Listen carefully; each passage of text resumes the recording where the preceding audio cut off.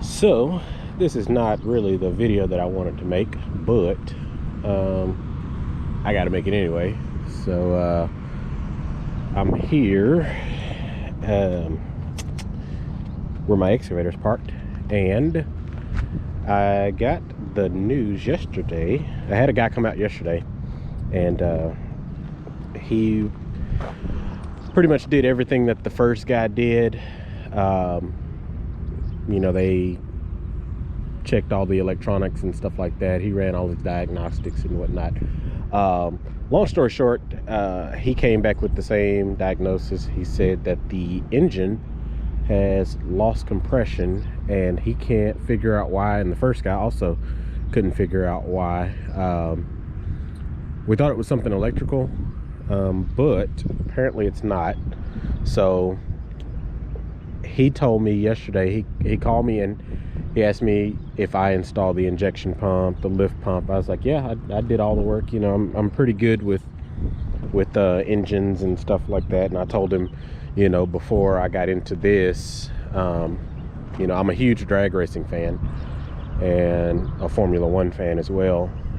But at one point in time, I was actually building like a twin turbo LS1 engine, and I was gonna race it in the top dragster class for the NHRA, but life got in the way, obviously. So I told him, I was like, you know, I know quite a lot about mechanics and stuff like that, and you know, I was like, I know how to find top dead center, and so basically I did everything like I was supposed to do.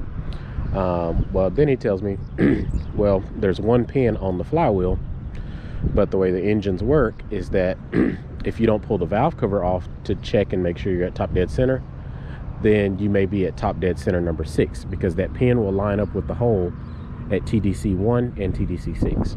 So he checked everything for me, came back, and he's like, well, you did everything right. You know, everything was at top dead center 1. You installed the injection pump right, it's getting fuel pressure. He's like, everything else is fine. He's like, but he said it still won't start. And then he asked me, he said, do you remember when you put the injection pump on and you rotated the crankshaft? Do you remember how easy it was to turn the crankshaft? And as soon as he said that, then I kind of remembered. And it was one of those deals where when I was doing it, you have to lay on the back of the counterweight to get down to where the spot is where you can rotate the crankshaft. And so I wasn't really thinking about that. I was just very uncomfortable laying up there trying to rotate that thing. And I had a bore scope that I was trying to hold in the hole so I could actually see where the hole was. So anyway, when he said that, I was like, no, but now that you mention it, you know, I do kind of see now that it wasn't very hard to turn. He's like, yeah, he said, this is a diesel engine. And I think he said normally when they do them over at RDO in McKinney, he said they use not an impact wrench, but basically like a big wrench, whatever, with a lot of braking force to it, not just a little hand wrench. So he said I was actually able to get my electric ratchet on there and rotate it over. He's like, and we shouldn't be able to do that. He's like, the only way one of these things will fire, even if it has low compression, is if you've got, like, you know, 3 or 4 cylinders that have holes in them or something like that. So basically what it boils down to is we don't know why it lost compression. There's no holes in the block, nothing like that. Nothing was clanking around, so I don't think it broke any rods. I don't think it burned up any pistons. There was no smoke ever coming out of the machine. Like I said, it just started up one day. We were getting ready to load it on the trailer, and then it just died, and that was it. So the good thing, like I was telling my dad, is that I'm glad it died where it did, because had we got it on that truck, got it to the job site, you know, it was on, you know, a 3 or 4 minute time frame before it would never start again. So I could have got it on the truck, and then it could have died right there, and then we would have had a real problem, because then the trucker would have lost his trailer for a while until we could figure out how to get it off. So, you know, that's the only good thing about, you know, this whole situation, is just it died in the yard. So, you know, so I've contacted a couple of companies, and I'm looking to either get rid of it as is, or if need be, you know, part it out. Either way, whatever I do with it, I'm going to have to find a way to get that bucket off of there, and the boom and the stick, because it can't transport down the road like that. So I don't know, we'll figure something out, but it sucks because, like I said, I still have a note on this thing, and insurance doesn't cover loss of compression. Not even on cars will they cover that. So you know, it is what it is. I think whatever I get next, I don't know if it's gonna be this big. Like I said, this was not too big. It may be somewhere close to it, maybe anywhere from 35 to 42,000 pounds. This one's 47. So I don't know, but yep. And you know, he told me that I can order an engine, a remanufactured engine from Deere, but the only thing about that is they don't have any right now, and this is a 2006. He's like, so it's an older machine, and the parts are going to be even harder to find, and when you find them, they're going to be really expensive. So a remanufactured engine, 18,000 is what he said. So, you know, the first guy quoted me 20 to 25,000 to get one rebuilt, but his guys were 8 to 9 months out, so that wasn't going to work. And then RDO said 18,000 for the engine, so I just kind of figure 20 to 25,000 as a ballpark figure for what it would cost to put a new engine in here. And then I told him I needed a new undercarriage, and he was out, he examined it. He's like, yeah, you know, it looks pretty worn. So and I told him I already got a quote on that last year, which was about 15,000. So already we're at $40,000. Granted, when I first bought the machine, it was 39,000 something, so it was right at $40,000. And then the hydraulic cylinders, the boom cylinders, they weren't leaking, but now they are leaking. So the thumb cylinder, it's always leaked, and the bucket cylinder has always had a really slow leak. But now, you know, the boom cylinder, pretty much all the cylinders. I don't think that stick cylinder is leaking, but I don't know.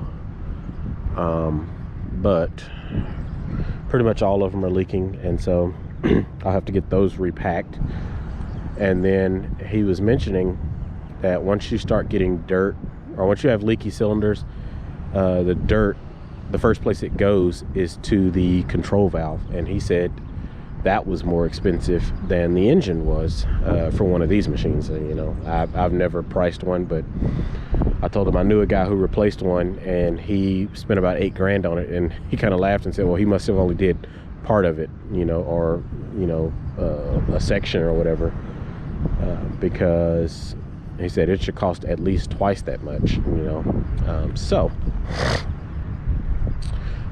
Yeah, at this point, like I said, I'm not really sure what I'm going to be able to do with it. It's a place down by Houston in Cold Spring, and I think they buy tractors and whatnot and dismantle them and sell the parts, but they'll still have to figure out a way to come out here, and what they'd probably do is just take the bucket and the boom completely off the machine and then transport it as a cab and a roller.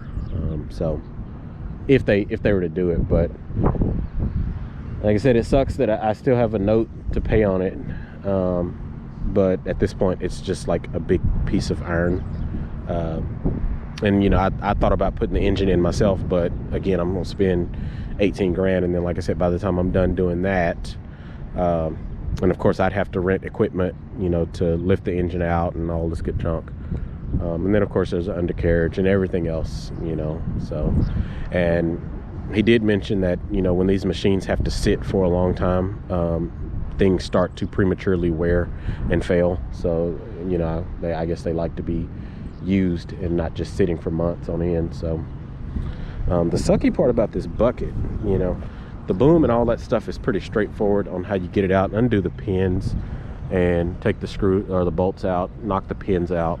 Of course, you know, you have to relieve the whole hydraulic system. I'm kind of, honestly, one guy told me about a story about a guy who got half of his face ripped off by a piece of flying metal because he didn't relieve the boom cylinders pressure correctly. And what he did was he put a piece of metal up to his face to block any high pressure fluid that may come out. Well, supposedly the fluid came out so fast that he couldn't hold that piece of metal. It hit the metal and then came and I think ripped a portion of his jaw off. And he didn't even realize what happened so fast. He didn't realize what happened until somebody came over and they saw blood all on the ground, and he thought he was fine, and they told him, like, dude, half your face is gone. So kind of, you know, scared of messing with those cylinders up there, but I'm sure there's a procedure to follow, and how to get them relieved, I don't know. But the sucky part about this bucket is that whoever had it, they welded the pin to this thing right here. So normally you'd be able to knock that pin out. It won't come out on this side, and I'm not sure it'll even come out on this side over here. Yeah, I don't think it'll come out on this side because they welded the whole thing all the way through. So some way, somehow I'd have to get that off of there. But yep, and like I said, if nobody purchases it, or, you know, anything like that, you can see how much they're leaking. But if nobody purchases it, then you know, I'll have to figure out a way to get it dismantled and you know, either sell the parts myself or just send it to the scrap yard. So kind of sucks, but I guess that's business. This guy, the guy here in this shop, he owns the sand and gravel business, and, you know, that's his tractor over there, and, you know, all this is his, or whatever, except for my Audi, that's mine. But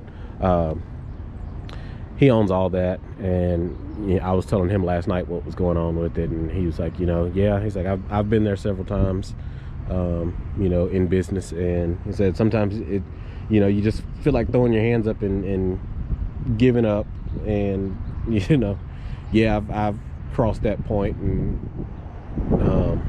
for a brief moment, you know, yesterday I was kind of thinking that, like, you know, maybe I should just stop with the demolition stuff and just focus on my custom home design business. But I'm not going to do that. So it just sucks. I don't want to have to rent equipment again, because that stuff eats into your profit so much. But, you know, it is what it is. So I think once I can figure out how to get this bucket off, then everything else will be fine. Yeah, I'm not sure how I'm gonna do that, and I don't want to start putting fire to it because it's got leaking hydraulic fluid. We'll set this whole thing on fire. But anyway, like I said, didn't want to make the video, didn't want that diagnosis. I was hoping for a good diagnosis, and I've got quite a few jobs lined up. The sucky part now is that without my own equipment and having to rent, I'm not sure how quickly I'm going to be able to meet those obligations. So hopefully the clients don't back out on me, because now they have to, you know, wait for me to get equipment, you know, all on rent or whatever. So, and the sucky part, when TxDOT rents equipment from like Sunbelt or whatever, my God, they will use it for months on end. I think it was 2019, 18 or 19, but they rented pretty much the excavator that I used to tear down my houses, the 18,000 pound one. They rented every single one of them from every Sunbelt in Dallas. And yeah, you know, I had people calling me every single week, you know, every other day or whatever, you know, when are you coming out, you know, and you just have to keep telling them, well, you know, we're waiting on equipment, and that only goes so far, you know. Eventually they'll just say, okay, well, don't worry about it, we'll just find somebody that has some equipment that can come out and do it. So and that's a sucky feeling.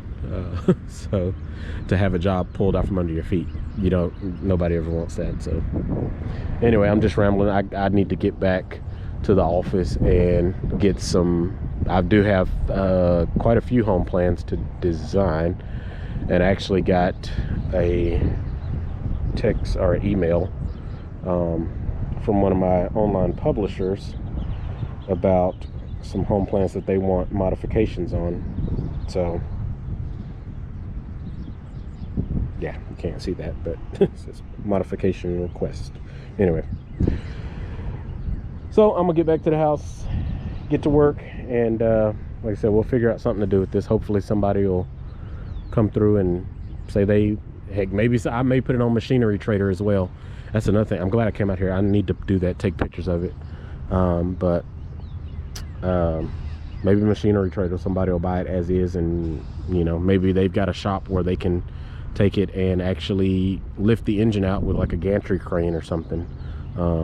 And maybe they already have a 6068T engine that they can throw in there, and they just need the machine for it. So I don't know, but I can't do anything with it right now. So anyway, I'm gonna take some pictures and I am going to be out.